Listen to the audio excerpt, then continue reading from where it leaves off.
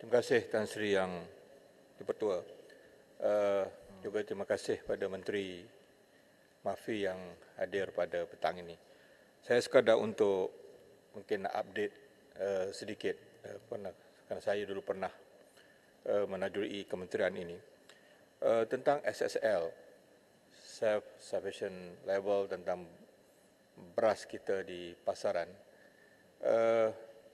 Dulu kita mendapat petunjuk bahawa kita hanya mampu bertahan sekiranya berlaku sesuatu dalam negara kita hanya 22 hari. Itu pada tahun 2019 waktu tahun 2020. Dan mungkin hari ini ada fakta baru yang boleh kita kongsi bersama. Sekiranya berlakunya kecemasan, berapa harikah boleh kita bertahan. Sedangkan saya juga mendapat maklumat dan China sebagai contoh, mereka boleh bertahan sehingga 11 bulan, Singapura 6 bulan, Thailand mungkin 3 atau 4 bulan.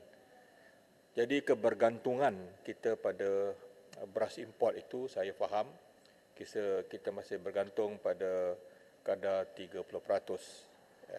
Dari segi kecukupan ataupun SSL kita hanya produce lebih kurang 70% beras tempatan. Jadi kalau ada info baru, harap kita boleh kongsi bersama tentang berapa harikah kita boleh bertahan dengan beras yang ada di yang dikatakan di iron stockpile dengan beras yang ada di pasaran. Itu yang pertama. Yang kedua, Tan Sri Dipertua, saya juga ingin mendapatkan maklumat, adakah kalau boleh dikongsi bersama berapakah peratusan kejayaan nafas yang saya teliti. Yang Berhormat Menteri telah memperjelaskan nafas dicadangkan untuk menjadi, kalau tidak satu badan tunggal, tetapi antara agensi yang boleh replace Jabatan Pertanian yang satu waktu dahulu kita lihat amat terjamin dari segi mutu padi benih. Jadi Yang Berhormat Menteri telah membuat kenyataan tahun lepas, tidak silap saya, bahawa nafas akan diberikan segala bantuan ataupun to facilitate nafas untuk menjadi salah satu agensi untuk mengeluarkan padi benih yang bermutu. Saya faham bahawa sebelum ini kita telah mengagihkan kepada lebih kurang 7 ataupun 8 syarikat. Tetapi waktu itu kita hadapi masalah. Ada masalah kelewatan kita benih padi sampai. Ini ongoing proses. Saya tidak boleh menafikan ada masalah yang tidak boleh kita selesaikan overnight. Tapi kita perlu ada satu perancangan yang saya akui 22 bulan menerajui kementerian tidak cukup. Maka Yang Berhormat mengambil alih sekarang ini. So kalau ada progres, saya ingin mendapat maklumat adakah nafas telah memulakan ada ladang benih yang mencukupi, siapakah player-players yang membantu menjadikan nafas sebagai satu-satunya pembekal benih padi yang bermutu. Yang ketiga, Tan Sri Yang Dipertua, saya juga faham tentang ini isu security makanan.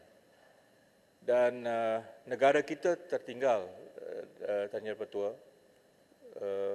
maybe 30 years behind times dari segi bercakap tentang food security.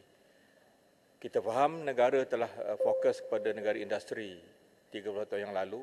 Sekarang inilah maknanya semua orang bercakap tentang food security hingga menjadikan Malaysia juga jangan ketinggalan dalam negara yang kita boleh jamin memberikan bahan makanan yang cukup. Tetapi ia tidak boleh dilakukan dalam masa satu hari, itu saya faham. Oleh itu, sebagai contoh, jelapang padi kita, Tan Sri Yang Dipertua, dia tidak diwartakan. Kerana itu adalah bidang kuasa kerajaan negeri. Sebab itu, kami mencadangkan dahulu supaya ada suatu konsep land dengan izin land consideration. Tanah-tanah petani yang kecil-kecil itu. Ada yang 1 relong, 2 relong kata orang utara, mungkin 1 hektar, 2, 3 hektar yang kecil-kecil ini. Kita cuba dulu untuk berbincang dengan petani-petani ini supaya kita boleh wujudkan estate padi. Kita boleh wujudkan tanah-tanah yang boleh diurus. Jadi kalau ada usaha itu, saya ingin mendapat penjelasan daripada Yang Maha Menteri supaya dapat diperjelaskan, kerana in the long run kita semua faham isu bijirin dunia semakin mengancam. Kita bergantung dengan beras sebagai staple food kita. Jadi inilah isu bersama kita. Jadi saya mohon penjelasan kalau ada update atau isu-isu yang saya bangkitkan. Terima kasih. Terima kasih.